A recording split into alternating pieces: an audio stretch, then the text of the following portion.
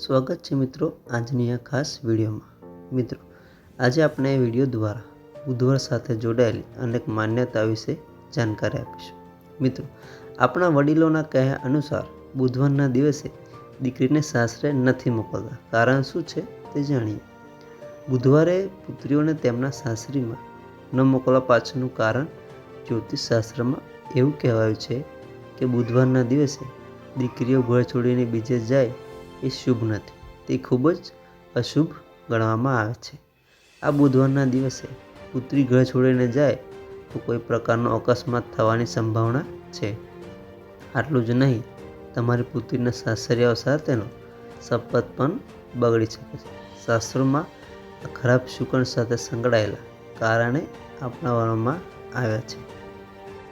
બુધવારના દિવસે દીકરીને વિદાય આપવી એ દીકરી માટે ઘણું દુઃખદાયી સાબિત થઈ શકે છે, ખાસ કરીને ત્યારે કે જો દીકરીની બુધ ગ્રહની સ્થિતિ ઠીક ના હોય ત્યારે ભૂલથી પણ આવું કરવું ન જોઈએ।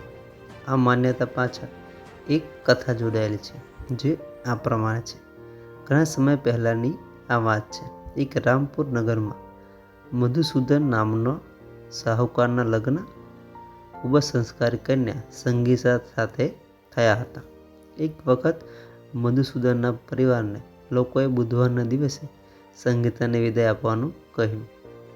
સંગીતાના માતા પિતાની વિદાય આપવાની ઈચ્છા ન હતી, પરંતુ જમાઈ માન્યા નહીં। અંતે વિદાય કરવી જ પડી। બંને રેલગાડીમાં જતા હતા અને અચાનક જ રેલગાડીની પટ્ટી તૂટી ગઈ। પછી બંને પગપાળા ચાલવા લાગ્યા।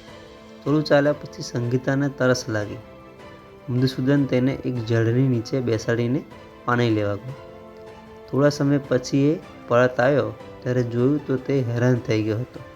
તેની પત્ની પાસે તેના ચહેરાવાળો એક માણસ બેઠો હતો, પરંતુ સંગીતા બંનેમાંથી સાચાને ઓળખી ન શકી।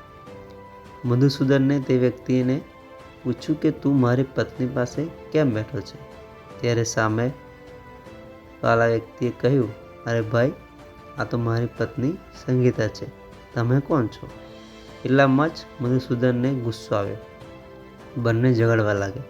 બંનેનો ઝઘડો વધુ ઉગ્ર થયો ત્યાં રાજ્યના સિપાહી આવી ગયા અને બંનેને રાજા પાસે લઈ ગયા। પરંતુ એ બંનેને જોતા જ રાજા નિર્ણય લેવામાં અસમર્થ રહ્યા અને પછી તેમને કારાગૃહમાં નાખવાનો નિર્ણય લીધો। આ સાંભળીને સાતા મધુસૂદનની હાલત ખરાબ થઈ ગઈ।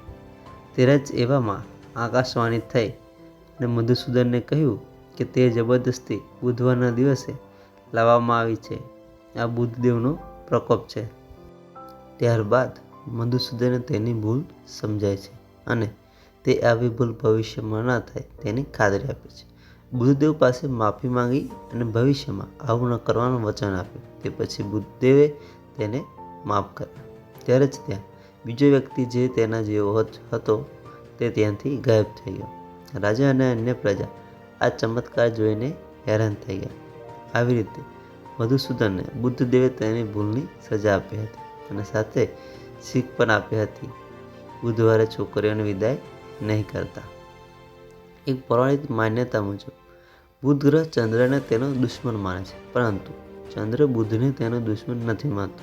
શાસ્ત્રોમાં ચંદ્રમાને યાત્રાના કારક માનવામાં આવે છે, જ્યારે બુધને ધનલાભ ન થાય, તેથી બુધવારના દિવસે કોઈ પણ યાત્રા હાનિકારક માનવામાં આવે છે।